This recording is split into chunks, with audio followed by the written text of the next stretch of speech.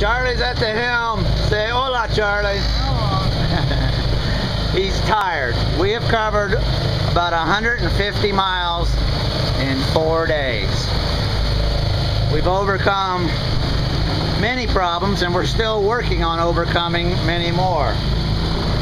We had the front of the floor split and was shooting water in, so we had to do repairs there where we put ropes through the floor with washers and then ratcheted the floor shut. I had some damage on the front of the boat. I thought it was from my anchors, so we took out the heavy anchors and had a heavy box full of some anchor rope, but I had a 460-foot row anchor rope and 3 aluminum anchors that I didn't take out. Well, the fractures in the hull was actually caused from water impacting on the hull, not from the inside out. So after about another day, I saw something float out the back of the boat, and when we went and looked, we've got a tear across that front hatch area that's probably 18 inches wide and about 8 feet across. Everything in there was gone, and I just happened to take the blow-up dinghy and the motor out because I thought more weight would cause impact fractures. So wasn't a total loss, but we lost a lot of stuff. So then the floors continued to split down this side and was shooting water up on the ceiling. So we've worked on that, and then we noticed that the left rear of the boat was sitting way deep in the water. So I figured water was getting into an area that I really didn't have access to.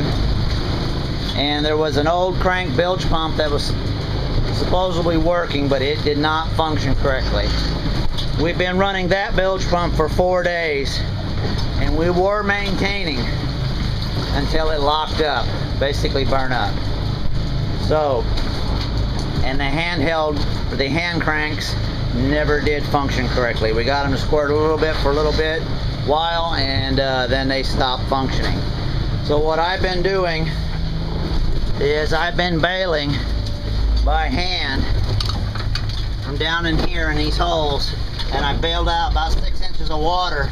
That's the length of the rear quarter of the boat, to give us just a little leadway, try to figure out where it's going. Then I put it into these blue tanks, same way on the other side. The danger here was walking through all this stuff and out to dump it. So I actually hooked up garden hoses, and they're siphoning the water out to the back of the boat. It's not real fast, but as long as we weren't adding more water to the boat than I could take out, it is working. We're about 3 miles from the harbor.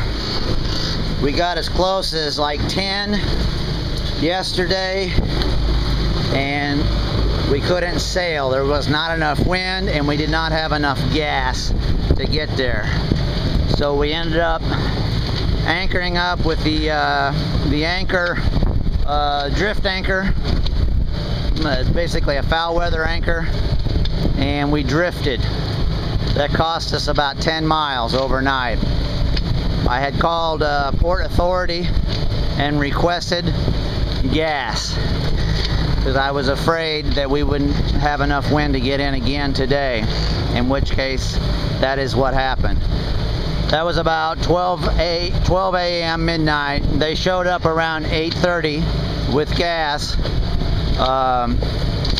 Very, very nice boat. It was a steel hull with the rubber pontoons all around the edge of it, and it had 4 250 horsepower Mercs on the back of it, and that guy could drive that boat. They didn't touch my boat. They came within 6 or 8 inches.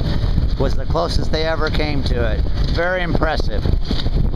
So they gave us about 15 to 20 gallons of gas, and we've been running on that to get back in. We were cruising pretty good until we realized the left hull was starting to sink, and I did not understand why. So we had to slow down and figure out that problem.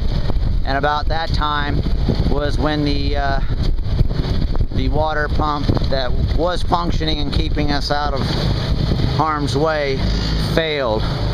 So we had to do everything by hand. So we should have gotten into harbor around noon. We were about 3 or 4 hours out when we started, around 8:30. And I don't even know what time it is right now. I think it's close to 6. And we're still an hour and a half to 2 hours away. You can see the cranes in the distance. Port authorities waiting for us. We got to go through immigrations. Blew out our front sail, which really hurt this boat. This boat needs that front sail like crazy.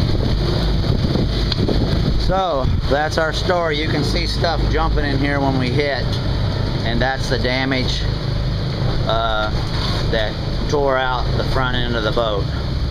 The whole 8 feet across there is split wide open, and when it bounces down, and then water was shooting in.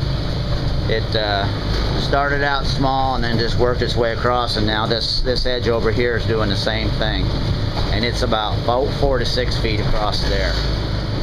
So we got some problems, but I think we're gonna get a little better here.